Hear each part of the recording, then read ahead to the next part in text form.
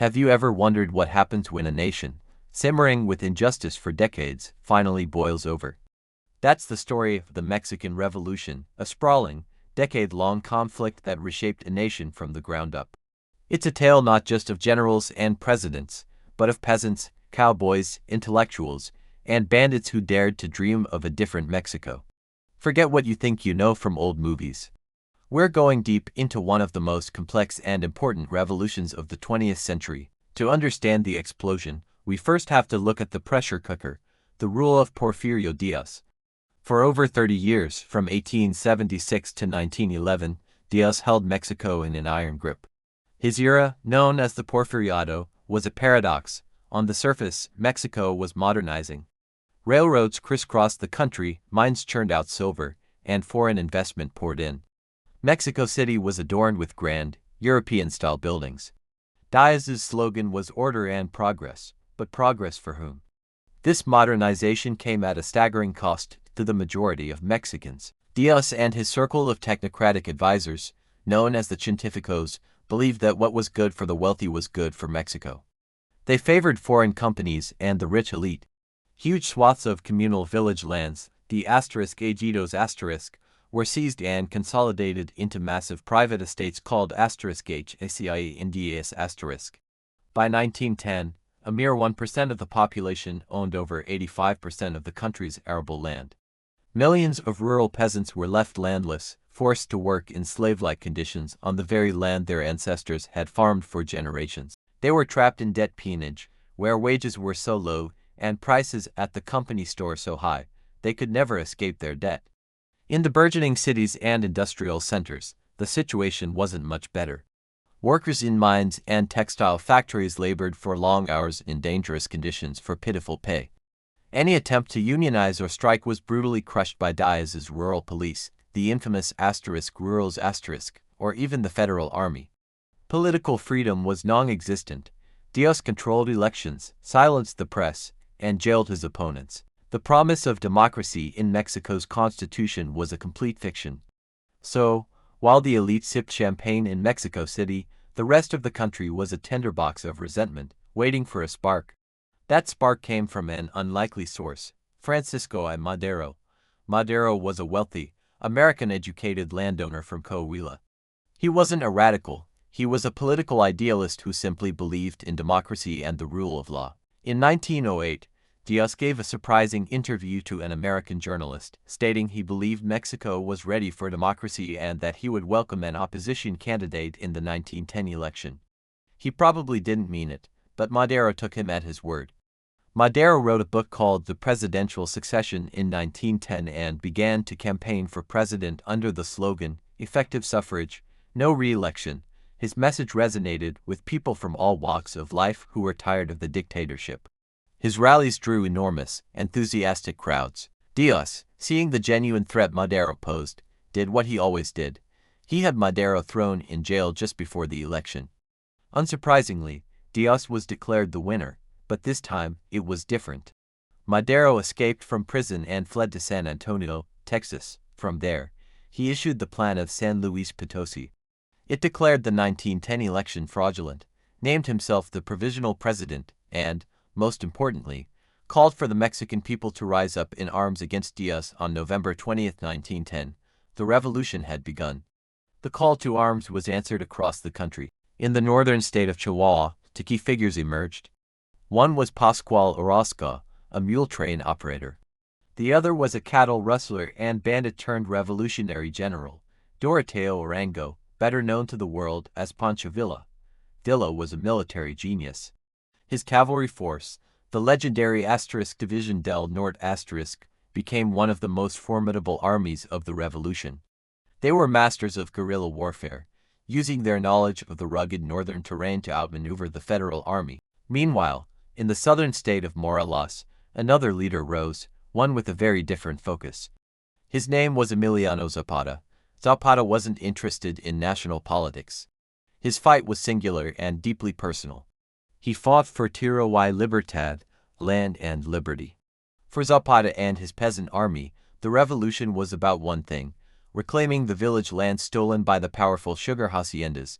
His movement, guided by the Plan of Ayala, demanded radical land reform. While Villa fought a war of movement, Zapata's forces waged a relentless guerrilla campaign in the south, becoming a symbol of the agrarian struggle.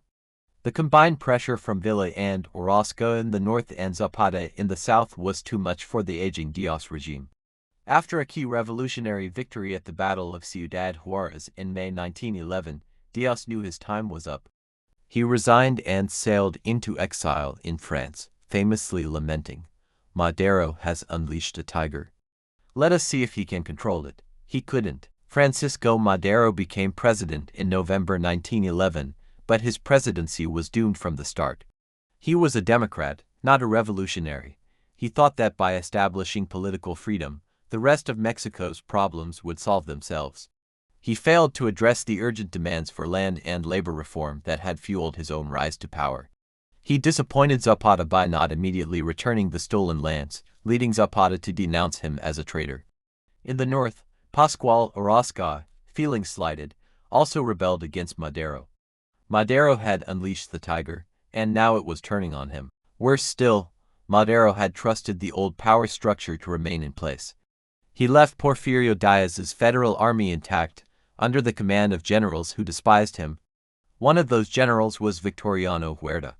In February 1913, during a period known as the 10 Tragic Days, Huerta, with the tacit approval of the U.S. Ambassador Henry Lane Wilson, orchestrated a coup d'etat in Mexico City. Madero and his vice president were arrested and then murdered.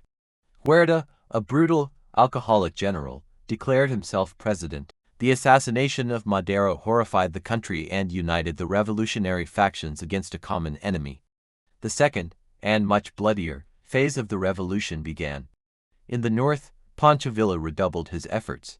Joining him was Venustiano Carranza, the governor of Coahuila. Carranza, a stern, bearded patriarch, declared himself the first chief of the Constitutionalist Army, which aimed to restore constitutional law. Another powerful general, Alvaro Obregón from Sonora, also joined the fight against Huerta. The combined forces of Villa, Obregón, and Carranza, with Zapata continuing to press from the south, were unstoppable. They pushed Huerta's federal army back, culminating in the capture of Zacatecas by Pancho Villa in June 1914, a massive battle that broke the back of Huerta's regime. By July 1914, Huerta was forced to resign and flee the country, but the victory was short-lived.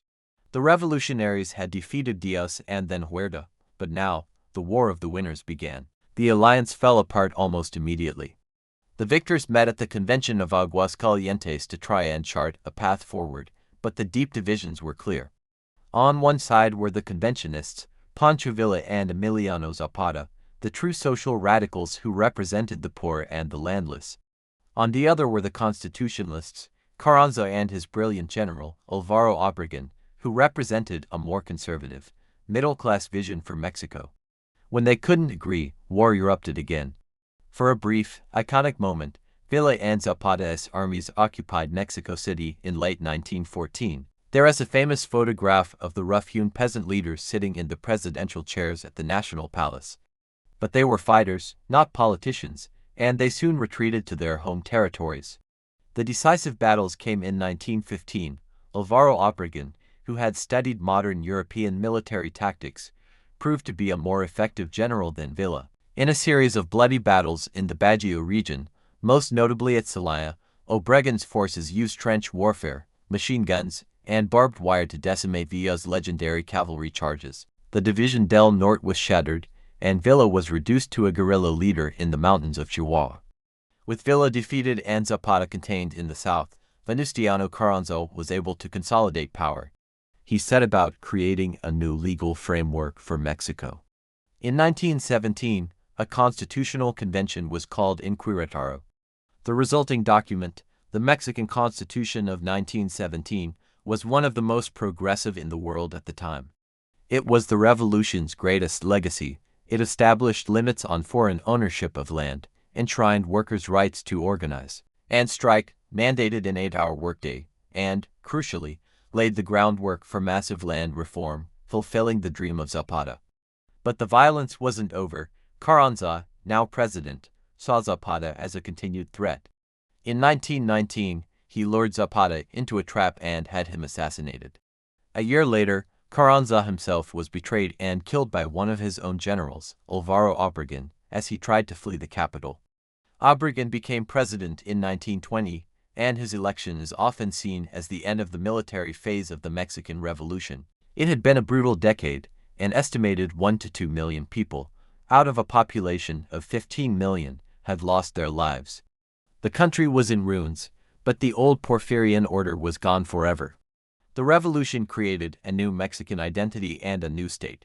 The promises of the 1917 Constitution would take decades to fully implement, but they set the nation on a new course. The massive haciendas were broken up, land was redistributed to peasants, and a new sense of national pride and social justice emerged, celebrated in the vibrant murals of artists like Diego Rivera and David Alfaro Siqueiros.